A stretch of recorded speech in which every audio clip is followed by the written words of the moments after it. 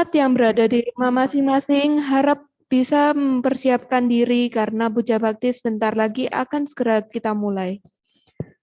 Perlu saya informasikan bahwa untuk puja bakti pada bulan November 2021, kami akan mengadakan puja bakti secara offline maupun online dengan batasan umat 30 umat saja yang boleh hadir di wihara dengan mengisi list kehadiran yang dikirim di grup WA sama Kiwiria. Yang tidak bisa mengikuti secara offline bisa tetap mengikuti jalannya puja bakti di rumah masing-masing secara live Zoom. Puja bakti pada pagi hari ini akan diisi oleh Upacarika Indra Kurniawan.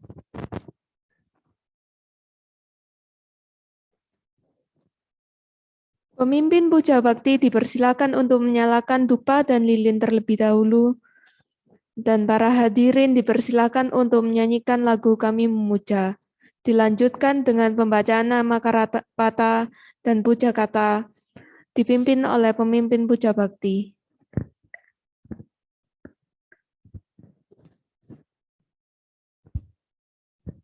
Di sini kami memuja namamu, Sang Buddha, bersama air pelita dan dupa. Kami bersujud padamu yang maha suci dan sempurna. Kami berdoa, duduk bernamaskara, mohon perlindunganmu. Kami berlindung padamu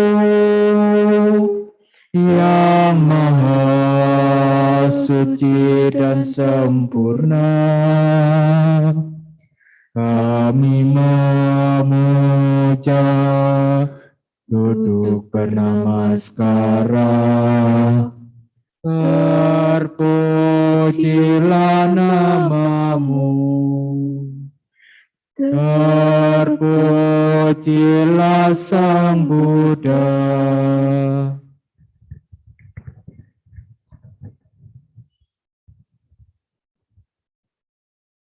Araham sama sambuddho bhagava.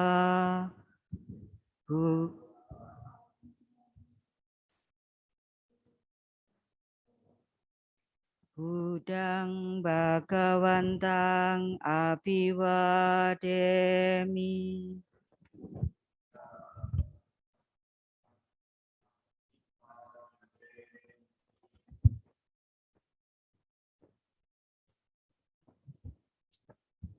Swakato bhagavata dhammo.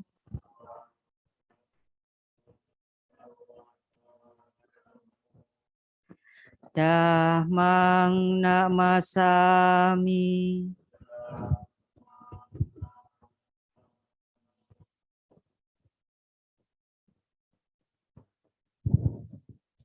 Supatipano bhagavato sawaka sangho.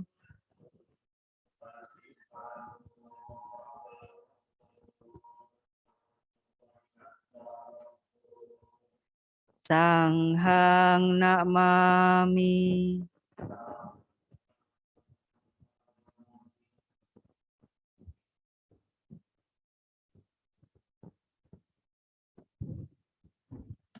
Yamangha kumayang bhagawantang saranagata yono bhagawasata Yasa camayang bhagavato dhammang rojema imehi sakarehitang bhagawantang sasadamang sasawaka sanghang api pujayama.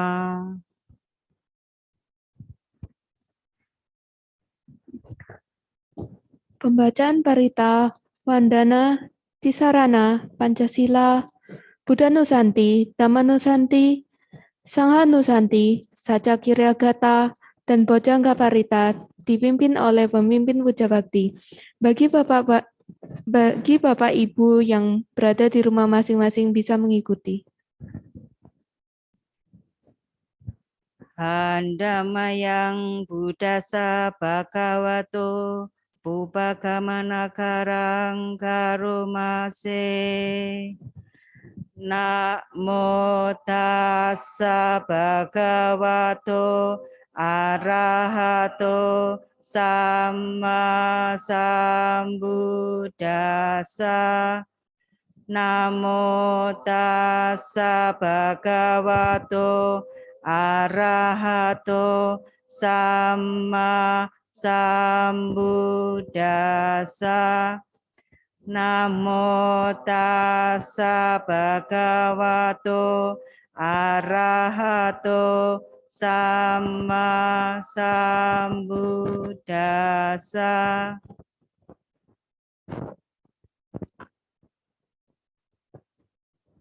Handamayang saranagamana patang banamase. Buddhang saranang gacchami. Dhammang saranang gacchami. Sanghang saranang gacchami. Dutiyampi Buddhang saranang gacchami. Dutiyampi Dhammang saranang gacchami. Dutiyampi Sanghang saranang gacchami. Tatiyampi Buddhang saranang gacchami. Tatiyampi Dhammang saranang gacchami. Tatiyampi Sanghang saranang gacchami.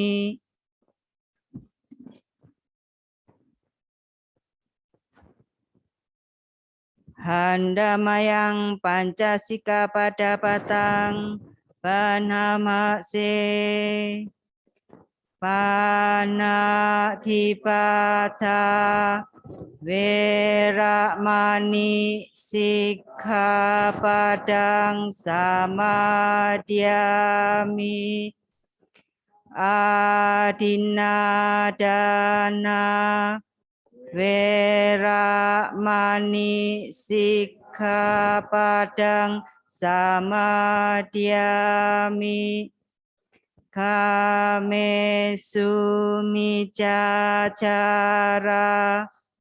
Weramani Sikkhapadang samadhyami. Musawada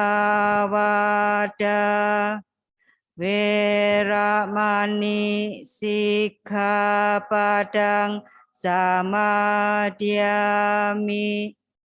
Surameraya Majapamadatana Weramani Sikkhapadang samadhyami.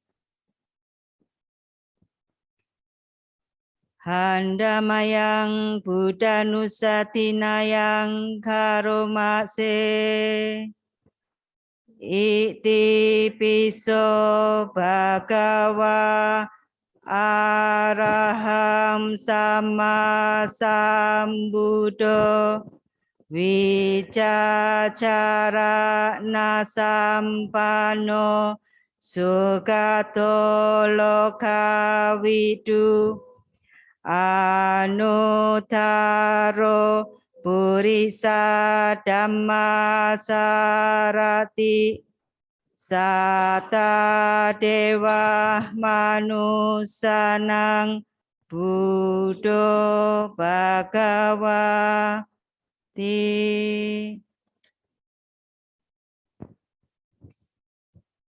Handamayang Dhammanusatinayang Karomase Swakato Bhagavata Dhammo Sanditiko Akaliko Ehipasiko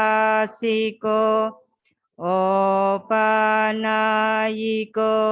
Pacatang Veditapo Vinyuhi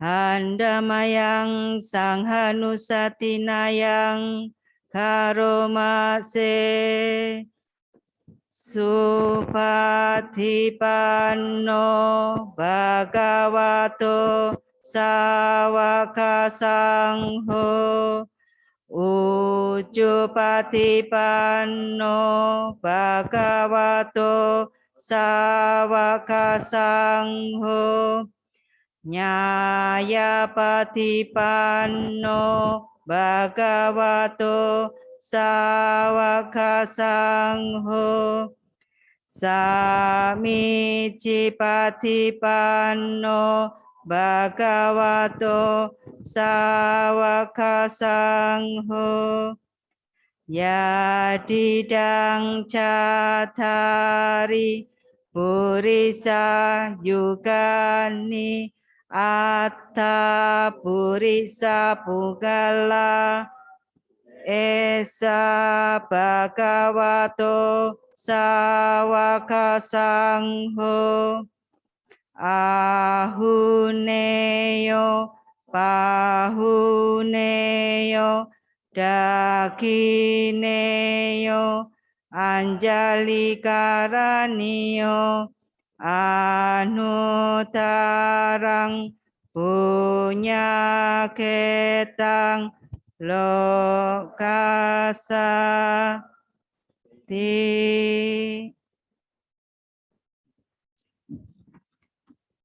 Handamayang Sacakirya Katayo Panamase Natime Saranang Anyam Buddho me saranam waram etena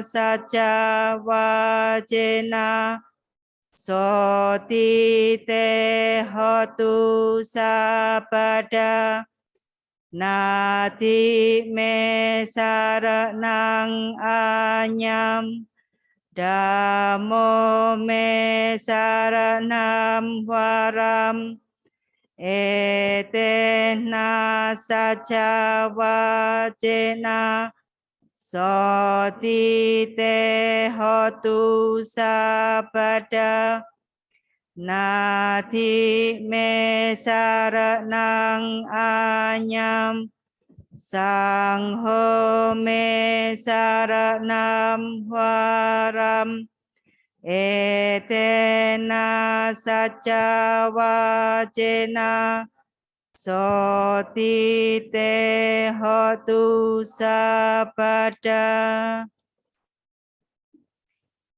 Kita buka halaman 97. Buku Parita Biru, Bojangga Parita.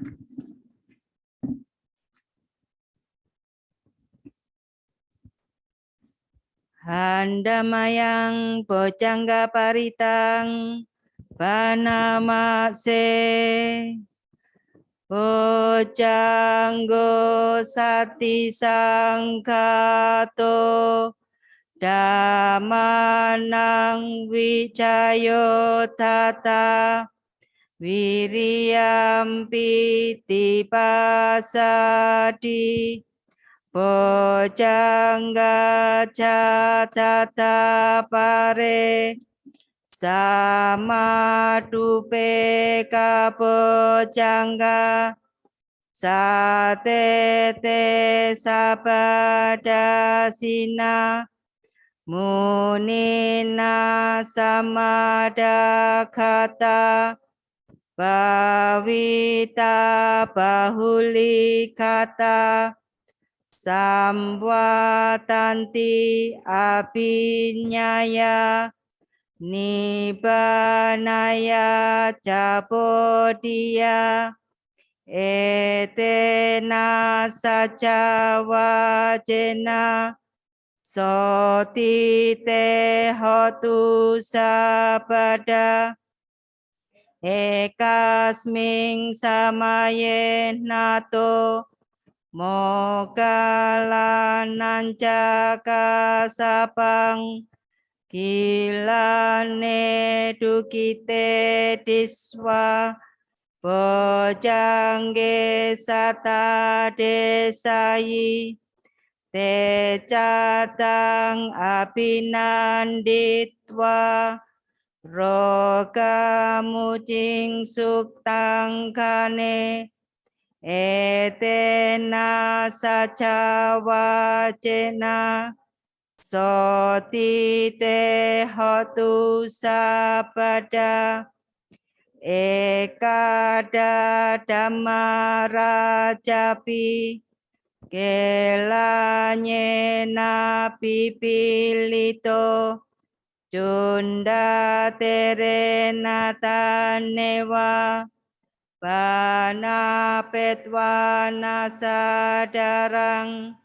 Samoditwa caabada Tanha wutasita naso Etena saca wajena Soti te hotu sabada Bahina teca abada Tina nampi mahesinam Maka hata kile sawa Patanupatida matang Etena saca wajena Soti te hotu sabada.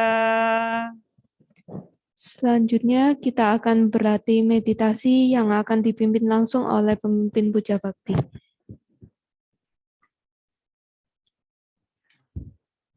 Setelah melakukan perbuatan baik dengan membaca parita, kini saatnya kita menambah perbuatan baik dengan melakukan meditasi. Mari kita ambil duduk yang rileks dan santai.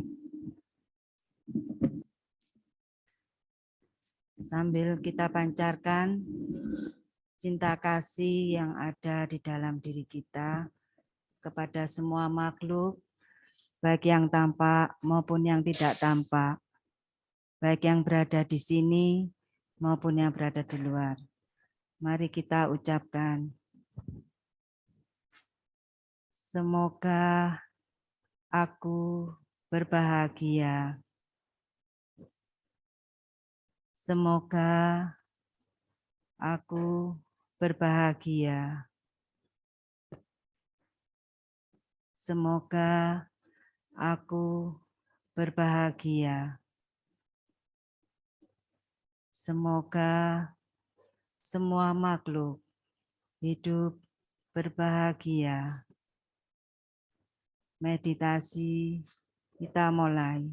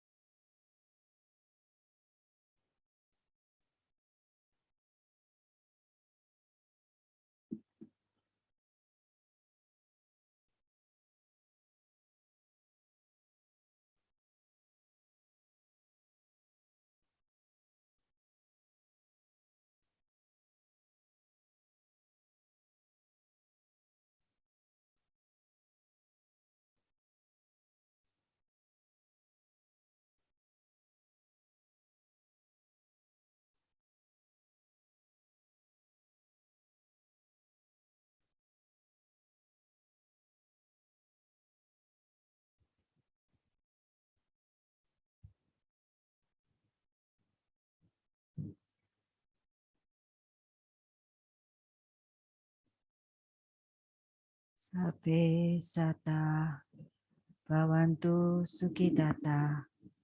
Semoga semua makhluk hidup berbahagia. Sadu, sadu. Satu. Meditasi selesai. Selanjutnya kita akan mendengarkan Dhammadesana yang akan disampaikan oleh Upacarika Indra Kurniawan. Kepada Upacarika Indra Kurniawan, kami persilakan untuk memulai Dhammadesananya.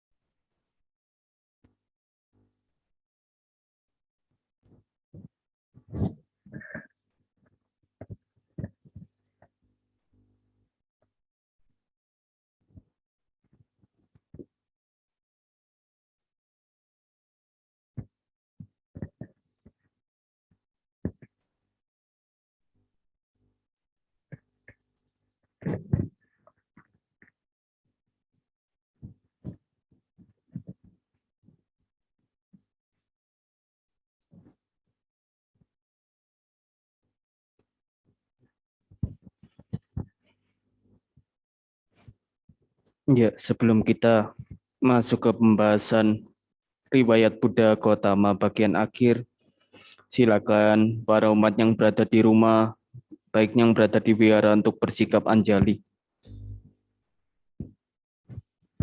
Marilah kita mengulang wandana. Namo tassa bhagavato arahato samma sambuddhassa. Namo tassa bhagavato arahato samma sambuddhassa. Namo tassa bhagavato arahato samma sambuddhassa. Salah satu bait dari Mahaparinibbana Sutta dituliskan seperti ini. Jadilah pelita bagi dirimu sendiri. Jadilah pelindung bagi dirimu sendiri. Jangan menyandarkan dirimu pada orang lain. Pegang teguh Dhamma sebagai pelita. Pegang teguh Dhamma sebagai pelindungmu. Selamat pagi, Sotiontu Namo Buddhaya. Ya, pada bagian Mahaparinibbana Sutta ini bukan maksudnya saya promosi bakal ada puja pelita, tetapi berhubungan dengan kisah Buddha di sela-sela waktu terakhirnya sebelum parinibbana. Jadi beliau sempat berkata bahwa ketika seorang Buddha tiada, masih ada yang bisa melindungi diri sendiri, yaitu diri kita sendiri. Dan kalau ibarat kita sakit, kalau kita tidak cukup uang, kita tidak pergi ke dokter, tapi kita bisa mencari obat. Nah, obat di sini yaitu Dhamma, dokternya itu Buddha. Karena pada kehidupan ini Buddha tidak ada, tetapi kita masih bisa mengenang Buddha itu dari sosok patung, dari sosok tempat-tempat bersejarah di zamannya. Maka dari itu Buddha masih ada di dalam hati kita. Dhamma ajarannya bisa dijadikan sebagai pelindung, sebagai obat supaya kita tidak sakit. Ya, ini maksudnya Mahaparinibbana Sutta. Lalu di dua pertemuan awal sebelumnya saya menjelaskan di bagian pertama yaitu tentang di mana tekad Sumedha yang ingin menjadi Buddha sampai kehidupan jutaan kalpa. Beliau terlahir sebagai Bodhisatta dengan berbagai bentuk makhluk hidup, ya, bisa jadi binatang, dewa, manusia, dan lain-lain.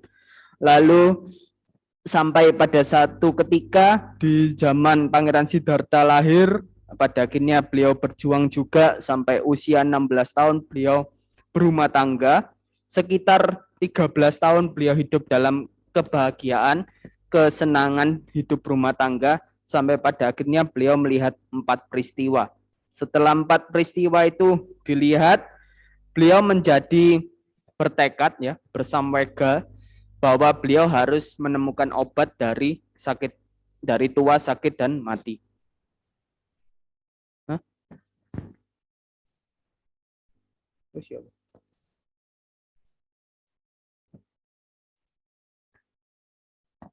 Maksudnya Mbak Mati?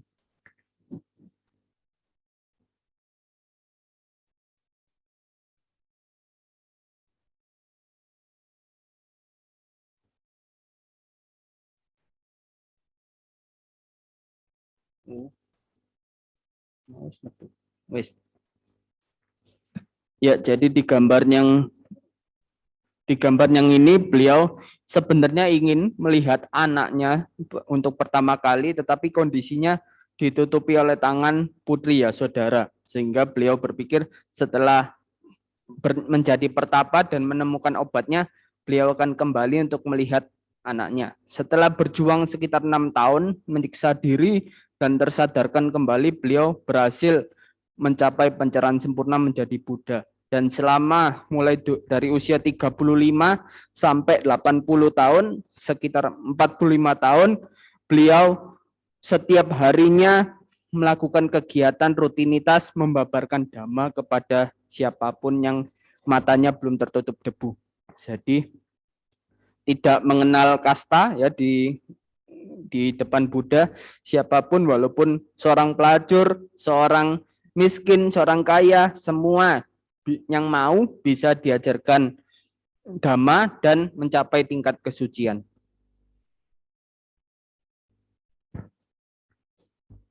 Nah ini. Selama 45 tahun dari puluhan ribu murid-murid Sang Buddha yang bisa menjadi biku dan bikuni, ada 41 arahata. Tera itu maksudnya biku ya, biku cowok yang diberi gelar etadaga. Jadi ada 41. Salah satunya ada Bante Kondanya, Sariputta, Moggallana, lalu juga ada Rahula, Ananda, dan lain-lain. Nah, untuk teri, untuk bikuninya cuman 12. Jadi ini arahat yang memiliki kemampuan luar biasa. Jadi ini, rutinitas Sang Buddha selama 45 tahun dibagi menjadi 5 bagian. Jadi seluruh hari-hari Sang Buddha itu kegiatannya begini. Kegiatan pagi, Pure Bata Kica ini, beliau biasanya setelah mandi, setelah bersih-bersih, beliau akan melakukan perjalanan untuk menerima dana makan. Lalu siang juga begitu, setelah menerima dana makan siang di desa-desa atau kota, biasanya beliau membebarkan dhamma, entah kepada raja maupun penduduk. Lalu beliau memiliki kegiatan malam hari yang dibagi 3, yaitu kegiatan waktu jaga pertama, kegiatan waktu jaga pertengahan malam, dan kegiatan waktu jaga terakhir malam. Jadi bisa kira-kira tidurnya Sang Buddha itu cuma beberapa jam saja. Sepanjang harinya digunakan untuk membabarkan dhamma, menolong makhluk hidup supaya bisa terbebas dari penderitaan. Nah, sebelum seorang Buddha itu mencapai parinibbana, biasanya tradisinya ya, tera utama, siswa utama yang mendampingi Sang Buddha itu mencapai parinibbana terlebih dahulu. Jadi dimulai dari Tera Sariputta, beliau ini sempat bermeditasi, merenungkan sebaiknya siswa utama dulu yang parinibbana atau Buddha yang parinibbana. Nah, Tera Sariputta mendapatkan jawabannya bahwa di zaman Buddha sebelumnya, kedua siswa utama itu meninggalkan Sang Buddha terlebih dahulu. Nah, Tera Sariputta ini setelah meminta izin kepada Sang Buddha untuk mencapai parinibbana, beliau melihat kondisi di sekitarnya. Nah, beliau tersadarkan bahwa ibu kandungnya, yaitu Brahmana, perempuan rupa sari, belum sadar, belum ingin belum memiliki keyakinan terhadap Tiratana. Jadi beliau meminta izin kepada Sang Buddha untuk pulang ke kampungnya, yaitu Nalaka. Sampai di sana beliau membawa 500 biku lain untuk mendampingi beliau pulang. Dan setelah biku-biku itu istirahat di tempatnya masing-masing, Tera Sariputta ini tidur. Jadi ceritanya beliau itu tidur di ruangannya sendiri. Di saat sudah sendirian, kesakitan-kesakitan itu keluar semua. Jadi penyakit mematikan dalam bentuk darah yang keluar terus-menerus menyerang tanpa henti. Pada saat itu di kamarnya didatangi oleh 3 dewa dalam 3 tingkat. Jadi yang pertama ada cahaya yang sangat kuat. Itu yang pertama yaitu Catu Maharajika atau 4 raja dewa. Jadi menghormati beliau untuk terakhir kalinya dan mengatakan, adakah yang perlu dibantu, kami bisa mengobati penyakit Tera. Tapi Tera Sariputta berkata, tidak perlu, saya ada seorang biku yang mendampingi saya, bisa membantu saya, pulanglah. Lalu kedua kali datang Dewa Saka. Dewa Saka itu tingkatannya lebih tinggi dari Catu Maharajika. Beliau ini raja dewa. Dan ditolak juga. Nah, yang ketiga kali datang Mahabrahma. Mahabrahma ini tingkatannya lebih tinggi dari Dewa Saka, juga begitu ditolak. Nah, akhirnya si ibu penasaran, tanya ke anaknya, siapa sih yang barusan itu datang kok cahayanya terang sekali? Apakah anakku ini sangat mulia sehingga dihormati oleh para makhluk lain? Nah, Tera Sariputta berkata, yang pertama datang itu 4 raja dewa. Mereka itu ibarat penjaga rumah, penjaga vihara saja. Jadi mereka itu yang melindungi Sang Buddha dan para biku di vihara, di tempat tinggalnya masing-masing. Dewa Saka itu ibarat samanera kecil yang sedang belajar, samanera muda. Jadi dimanapun Buddha berada, beliau itu bakal posisinya mendampingi. Walaupun beliau ini terkenal sebagai Raja Dewa, beliau hanya sebagai pendamping yang selalu belajar. Contohnya pada saat Buddha turun dari surga Tawatimsa, habis mengajarkan Abhidhamma, Raja Saka itu di sebelah kiri kalau tidak salah. Itu di sebelah kirinya Sang Buddha. Nah, lalu yang Mahabrahma itu ibaratnya Mahabrahma itu bukan hanya satu, bahkan pada saat masa kelahiran Sang Buddha Gautama masih bayi itu 4 Mahabrahma itu datang menerima beliau dengan jaring emas. Jadi benar-benar Sang Buddha itu dihormati. Nah, kalau Sang Buddha dihormati, siswa utamanya juga begitu dihormati oleh para dewa. Nah, ketika tiga makhluk tadi sudah meninggalkan Sariputta, yang mulia Sariputta, dan sang ibu sudah di hadapannya, Tera Sariputta itu membabarkan dhamma kepada sang ibu, dan pada akhirnya sang ibu memiliki keyakinan kepada Tiratana. Setelah itu Tera Sariputta meneruskan posisi berbaringnya dan mencapai parinibbana. Jadi kondisinya tidur. Si ibu ini memegang-megang kakinya, sudah tidak ada pergerakan, dan beliau ternyata mencapai parinibbana dalam posisi meditasi tidur tadi. Ya, itu Tera Sariputta. Nah, ini Tera Moggallana. Kalau tadi Tera Sariputta terkenal sebagai jenderal kebijaksanaan, Tera Moggallana ini terkenal akan kesaktiannya luar biasa. Bahkan berada di satu tingkat di bawah Sang Buddha. Tetapi pada satu ketika di kehidupannya yang lampau, beliau ini sempat berbuat jahat, ingin membunuh orang tuanya sendiri. Orang tuanya buta, dimasukkan ke kereta kecil, didorong sampai ke hutan, ingin dibunuh, tapi pada akhirnya tidak jadi. Karena kesalahan yang pernah diperbuatnya, walaupun itu di kehidupan yang lama sekali, buah karmanya masih berbuah di kehidupan terakhirnya.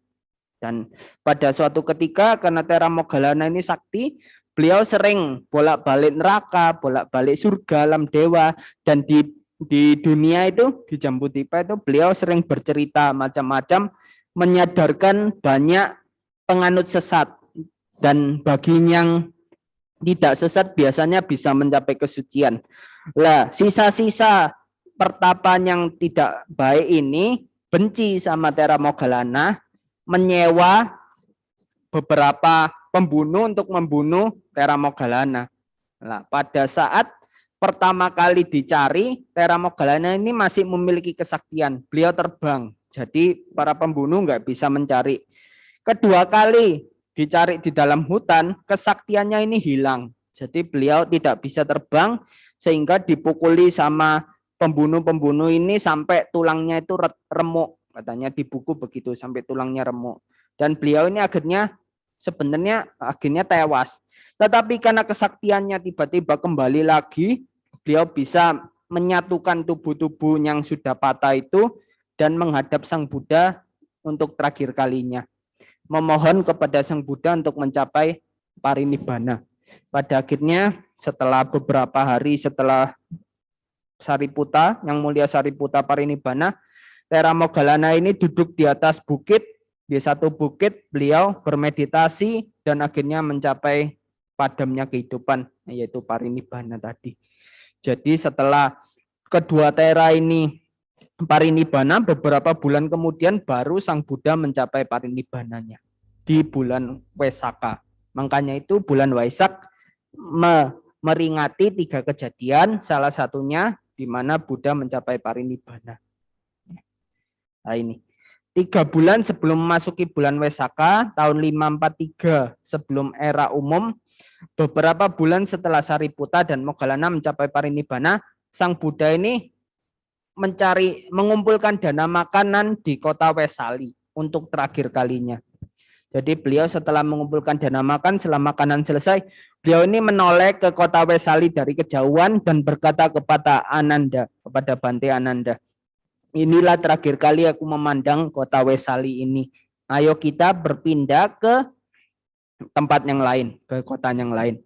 Lah, sebenarnya Sang Buddha ini sudah memberikan clue kepada Bante Ananda sebanyak 3 kali bahwa sebentar lagi 3 bulan dari sekarang beliau ini mencapai parinibbana.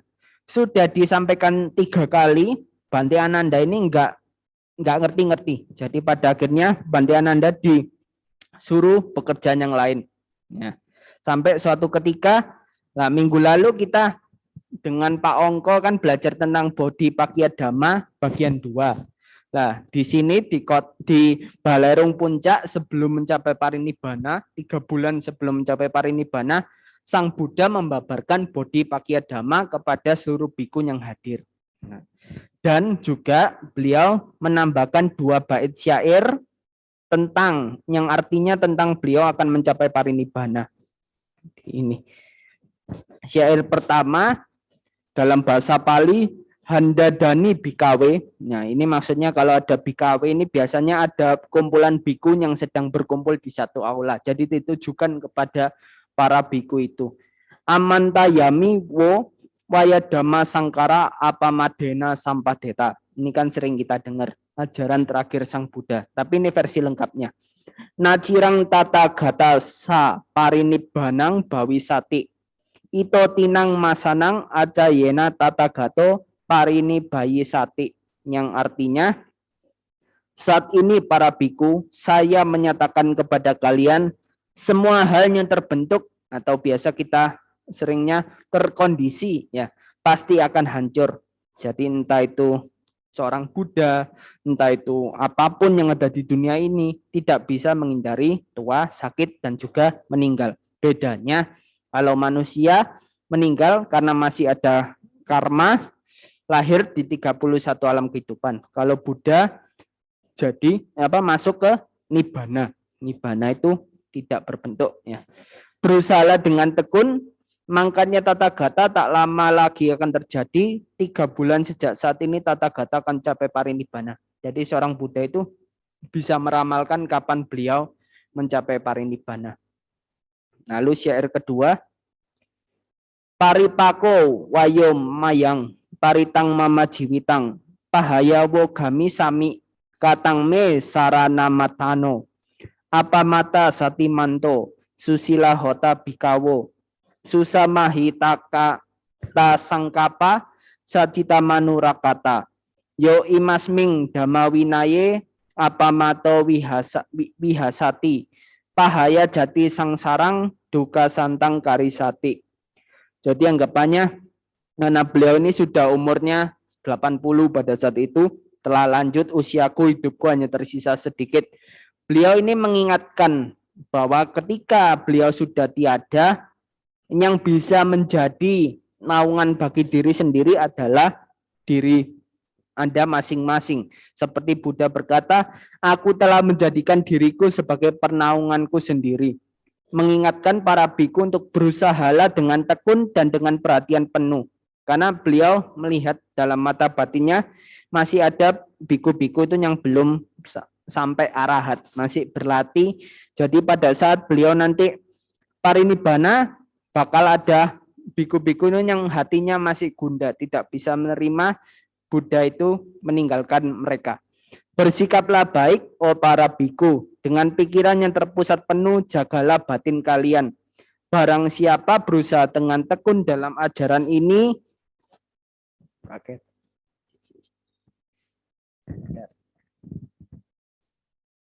akan meninggalkan lingkaran tumimba lahir dan mencapai akhir segala derita atau nibbana. Jadi beliau mengingatkan pada para biku untuk terus berlatih dengan bimbingan yang telah diajarkan melalui dhamma yang telah dipaparkan Sang Buddha.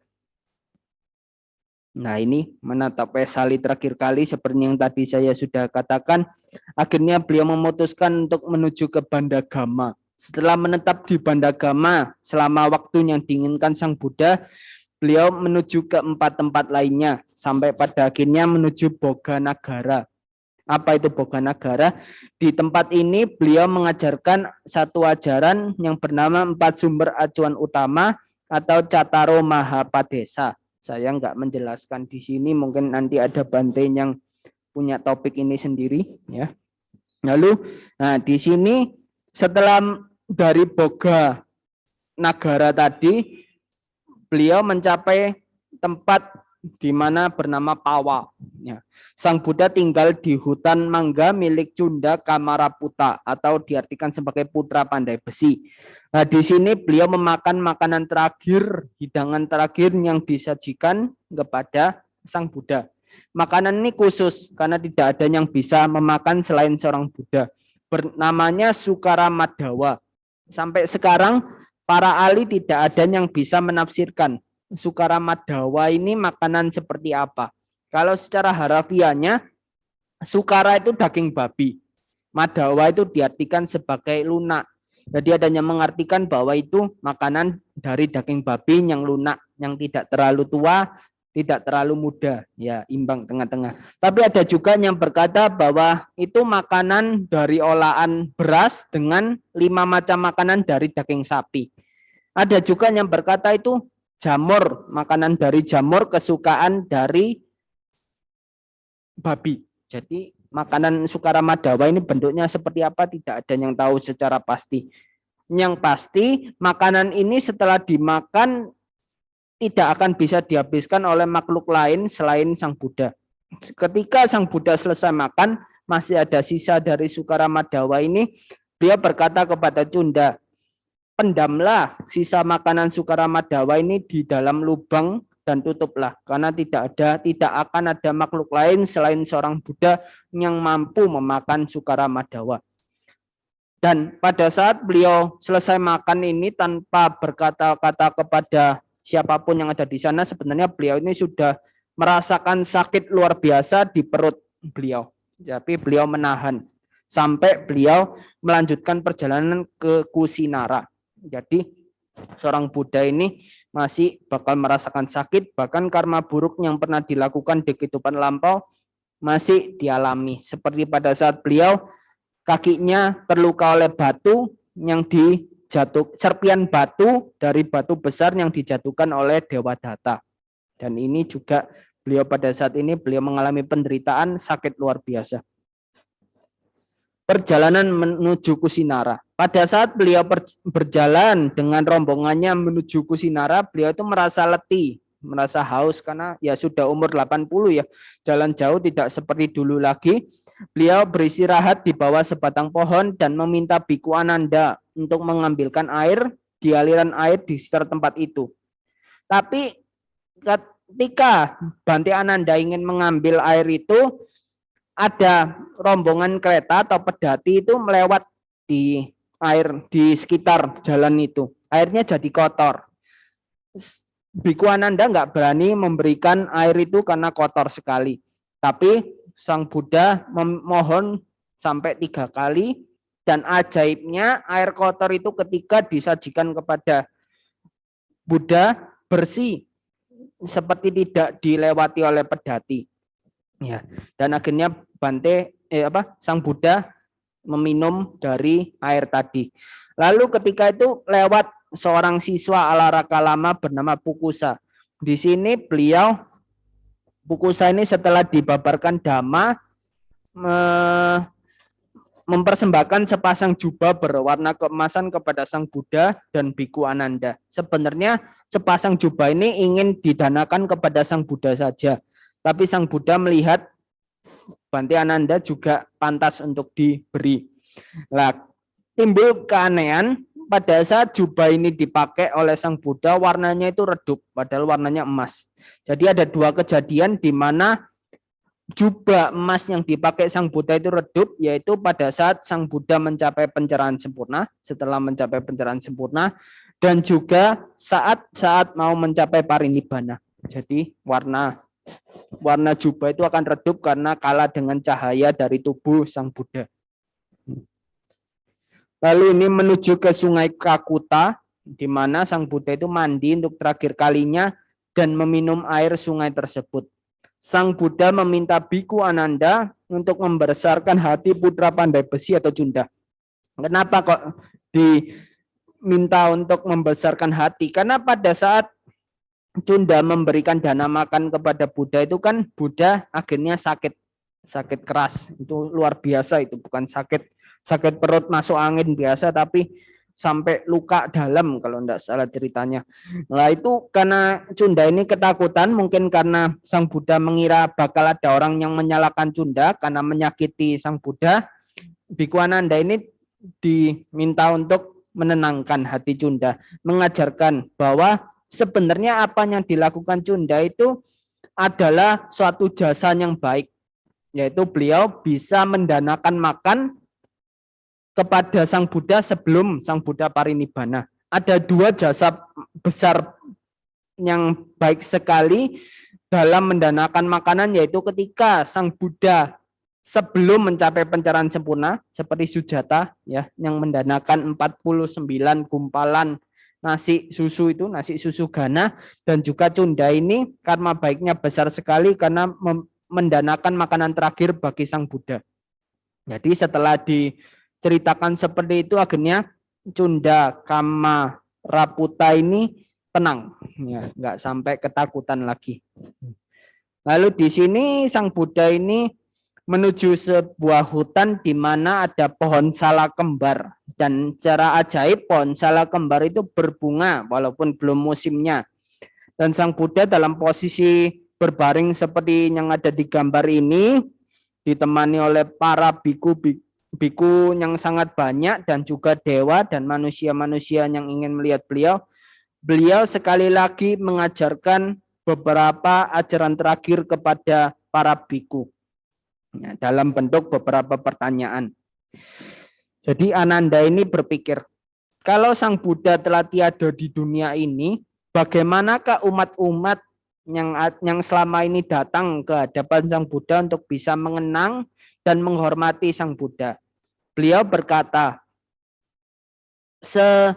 setelah aku tiada di dunia ini, ada 4 tempat yang bisa dijadikan landasan bagi para umat Buddha, ya, yang untuk menghormati dan mengingatku, yaitu di mana aku lahir, di mana aku mencapai pencerahan sempurna, di mana aku memutar roda dhamma pertama kalinya, dan juga di mana aku parinibbana atau wafat. Ya, jadi ada 4 tempat itu yang diingatkan oleh Sang Buddha untuk sebagai tempat berziarah. Lalu Ananda bertanya lagi, bagaimana sisa-sisa tubuh tata gata hendaknya diperlakukan oleh para biku? Nah, ini sebenarnya Bante Ananda ini galau. Bagaimana perkumpulan biku bisa mengurus sisa tubuh tata gata yang mungkin nanti menimbulkan perang. Nah, tata gata Sang Buddha melihat tidak perlu seorang biku mengurusi sisa-sisa tubuh tata gata. Karena di Kusinara ini nanti ada Brahmana Dona. Brahmana Dona itu tinggal di sekitar Kusinara. Beliaulah yang akan mengurus dan membagi rata kepada kaum-kaum kesatria, dewa, dan lain-lain yang ingin memiliki sisa-sisa tubuh atau relik Sang Buddha. Lalu pembabaran tentang Mahasudana Sudasana Sutta pada saat-saat terakhir Sang Buddha menjelang parinibbana. Terus beliau ini memilih tempat beliau parinibbana ini bukan asal-asalan, tetapi beliau sudah melihat bahwa di Kusinara nanti akan lewat, sebelum beliau parinibbana akan lewat seorang pertapa bernama Subhada yang ingin bertemu Sang Buddha untuk terakhir kalinya. Dan di sana setelah beliau membabarkan dhamma kepada Subhada ini, Subhada akan diterima sebagai biku terakhir pada zaman Sang Buddha itu, penabisan terakhir Subhada. Lalu siapakah, Ananda bertanya lagi, siapakah yang bisa menjadi guru bagi para biku setelah Sang Buddha parinibbana?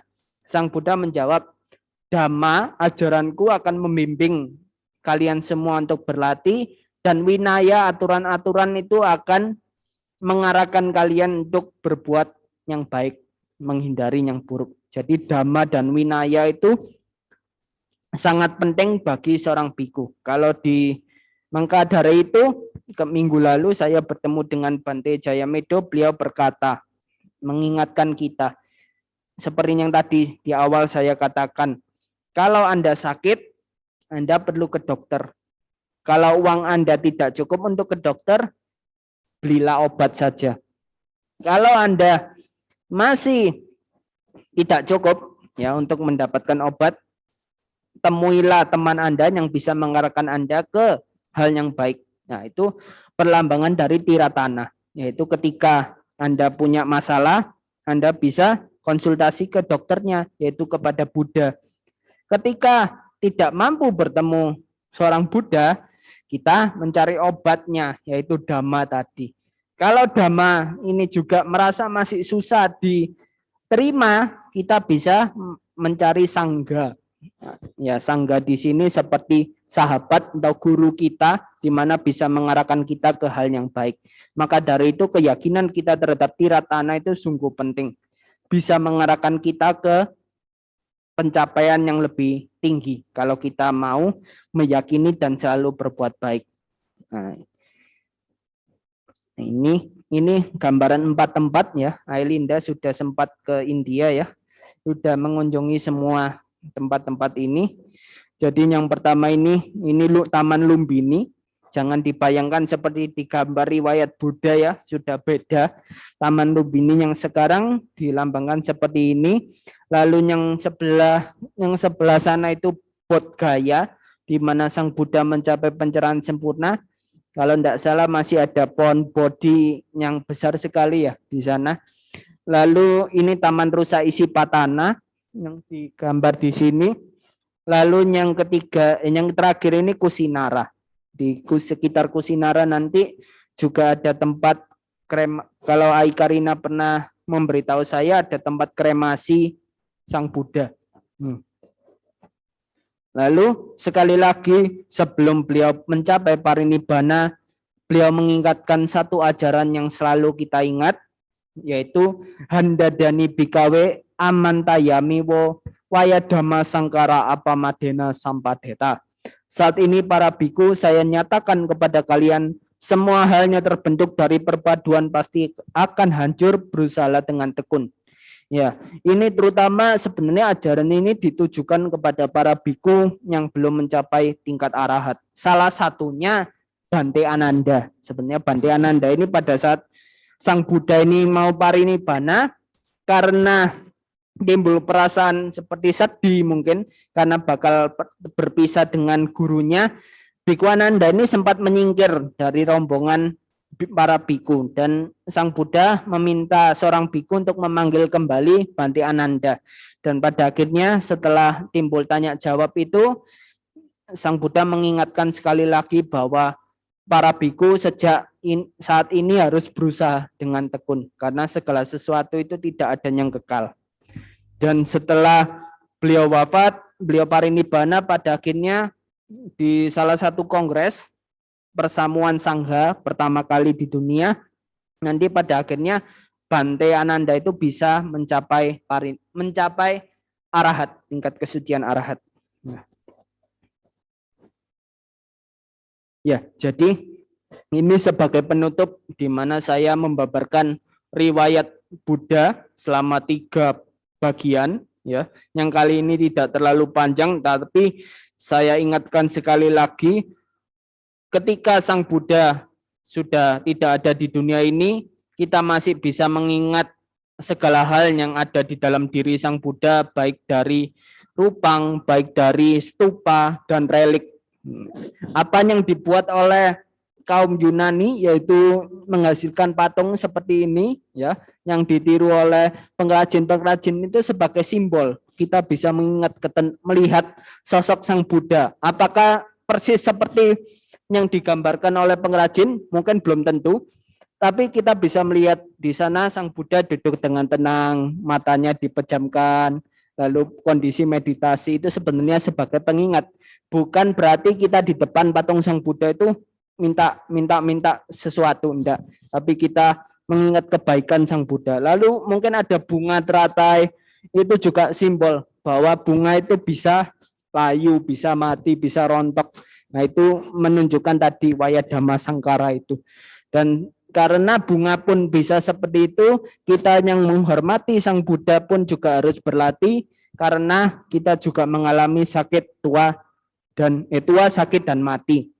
Dan juga relik-relik, misal kita suatu saat punya karma baik mendapatkan relik, itu juga sebagai pengingat bahwa pernah ada seorang Buddha dokter bagi manusia, dan ajarannya sampai sekarang, sampai saat di mana nanti Buddha Maitreya akan muncul. Sebelum Buddha Maitreya muncul, berarti ajaran Buddha Gautama itu masih bisa kita pelajari. Ya, demikian, karena nanti ada kegiatan lain, saya sudahi. Semoga dengan 3 bagian riwayat Sang Buddha yang sudah saya sampaikan selama 3 bulan ini, ya, bisa menambah keyakinan kita. Bagi yang belum sempat mendengar, bisa menonton tayangannya ulang di YouTube sama Giwirya. Semoga kita selalu tekun berlatih, semoga kita selalu menghormati dan bisa mengikuti apa hal-hal baik yang sudah dilakukan oleh Sang Buddha selama masa hidupnya. Tidak harus setiap hari berceramah seperti Sang Buddha sampai tengah malam, tidak harus. Tapi minimal kita meyakini diri kita sendiri bahwa setiap hari kita gunakan untuk berbuat kebajikan. Karena sekali lagi, yang bisa menjadi pelindung diri sendiri, yang bisa menjadi pelita bukanlah orang lain, tetapi adalah diri kita sendiri. Masih banyak kisah riwayat Sang Buddha yang tidak saya ceritakan, bisa dibaca di literatur, bisa dibaca di internet. Tetapi intinya, dengan mengenal riwayat guru agung kita, kita bisa lebih dekat sedikit dengan guru kita, dan juga selalu mengenang ajaran-ajarannya. Ya, demikian Sabbe Sata Bhavantu Sukitata, semoga semua makhluk hidup berbahagia. Sadu, sadu, sadu. Sotyontu Namo Buddhaya.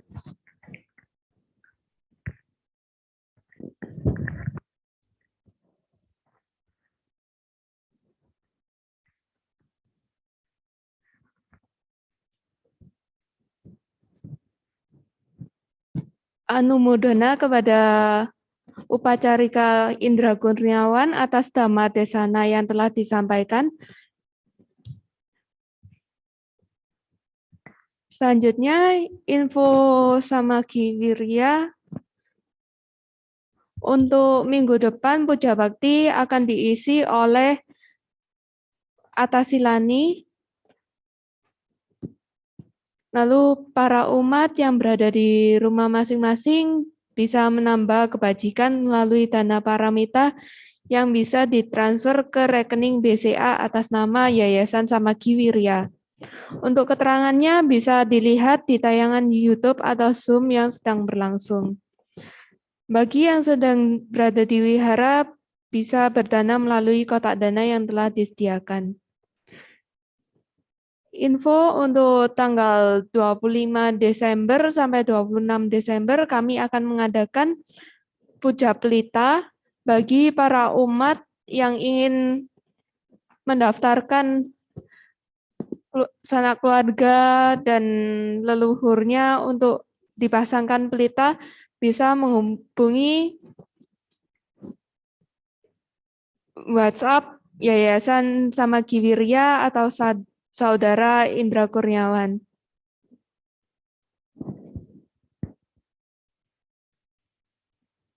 Setelah kita melakukan kebajikan dengan mengulang pembacaan parita suci, bermeditasi, dan mendengarkan Dhamma Desana,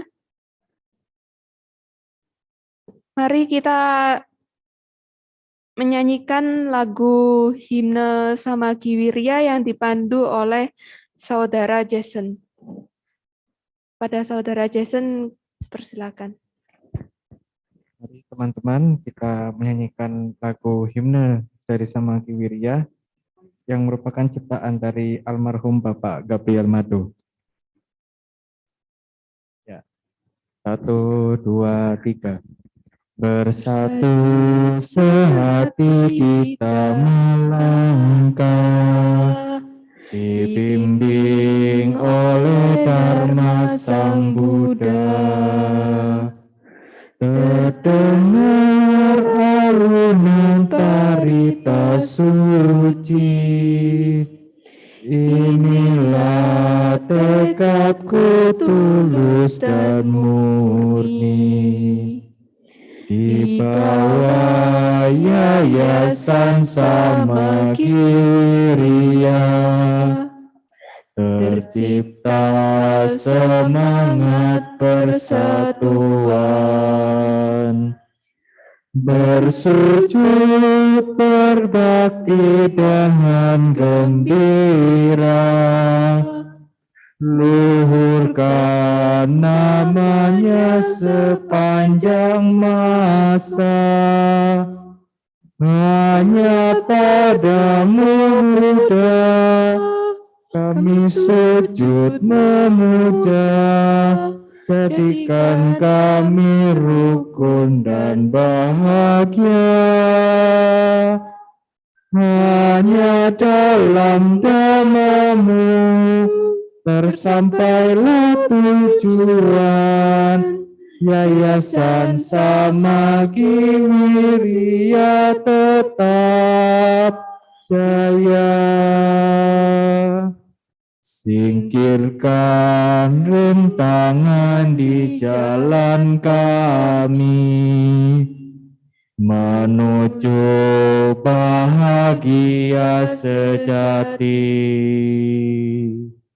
Oleh Dhamma-Mu ku tetap setia, mengagungkan Sang Buddha yang sempurna.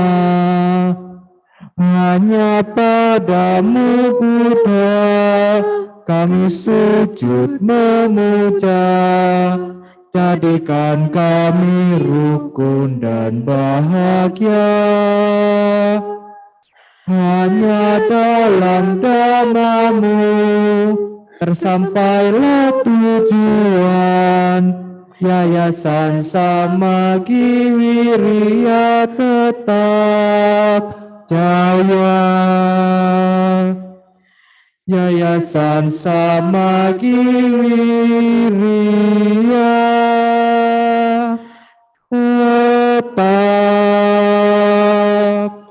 jaya. Terima kasih teman-teman yang sudah menyanyikan himne Samagi Wirya. Sadu, sadu, sadu. Anumodana kepada Saudara Jason.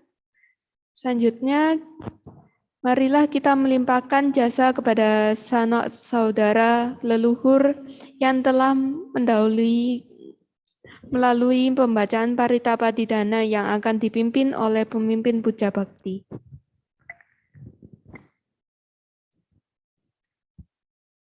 Handamayang patidanang karomase punya sidani katasa yana nyani kata nime tesanca bakino hontu satanam tapamanaka ye piya gunawantaca mahyam mata pita dayo ditame capya ditawa anye maja tawerino sata titantilo kasming te buma catuyo nika pance kaca tuwo kara sangsaranta bawa bawe nyatang ye patidana me anumodantu te sayang ye cimang napaja nanti dewa tesang niwedayung maya dinana punyanang anumodana hetuna sape sata sada hontu awera suka jiwino kema padan capa pontu tesa sasi jatang suba sadu sadu.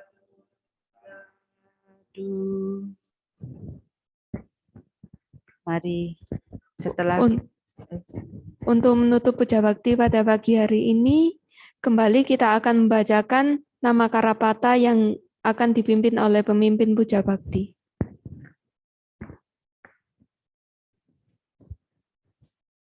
mari kita tutup dengan nama Karapata.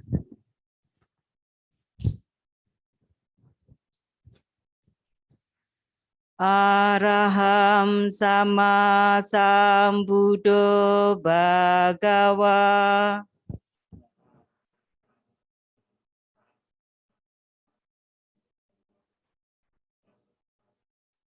Budang bhagawantang abiwademi.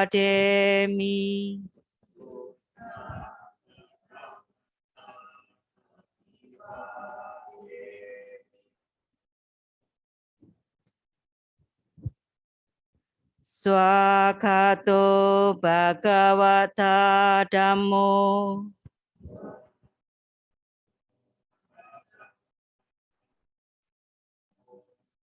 Dhammang namasami.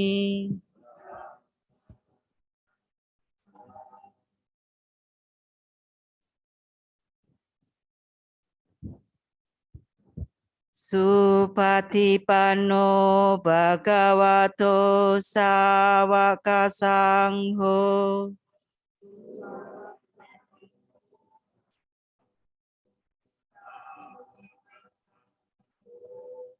Sanghang namami.